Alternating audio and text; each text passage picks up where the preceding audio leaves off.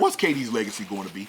What's Kevin Durant's legacy going to be? Because I think, Stephen A., he was up 3-1 on the Golden State Warriors. He's up 3-1 on a 73-win team. Yeah. Lose game 5, lose game 6, lose game 7. And in games 5 and 6 and 7, games 5 and 6, he shot the ball terrible. Yeah. I will tell you this. I think that Kevin Durant is one of the greatest players that I've ever seen. But when I saw how things materialized in Brooklyn, and then he went to Phoenix and got bounced out in the second round of Denver, what I said was, I can't put him above LeBron. I used to look at him and his offensive arsenal and think that. But what I realized is that I'm not showing enough respect and appreciation to the leadership that LeBron has exerted and exhibited.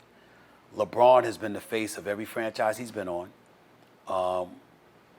Even though D Wade was that leader in Miami.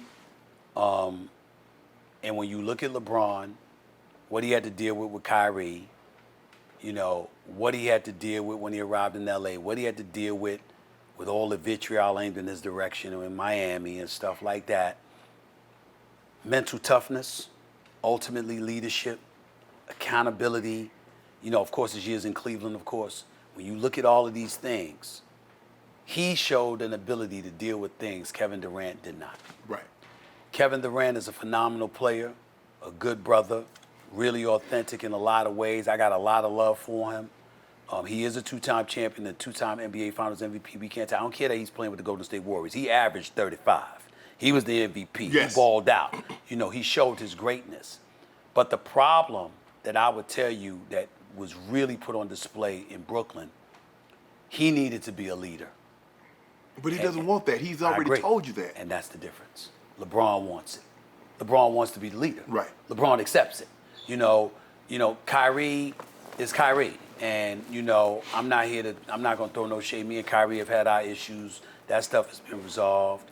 But the point is that at the end of the day, Kyrie, that is somebody that Kevin Durant, if he were that leader, had to reel in. Right.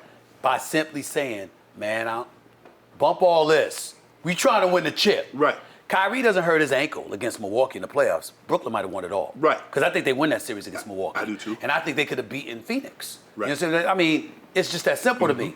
And so when I'm looking at it from that perspective, I'm just saying to myself, you Kevin Durant, it's about living and let live and I'll do my job. Right. Nah, it's about making sure that the ultimate job is to try to win the chip. Right. And letting nothing stand in the way of that. If Right. you on a football field, Ray Lewis might have been the leader.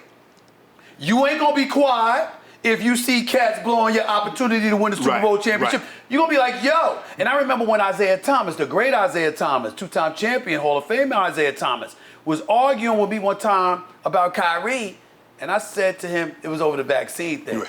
and I said, I'm gonna end this conversation right now, Zeke, by one simple question.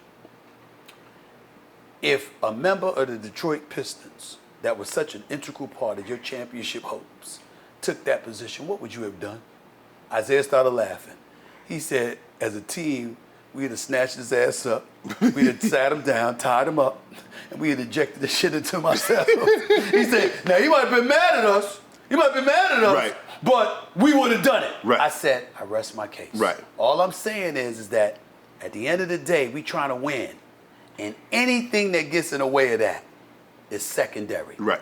to that Right. actually being the priority. That's all I'm saying. And I think Kevin Durant should have had that attitude, and I don't think he did.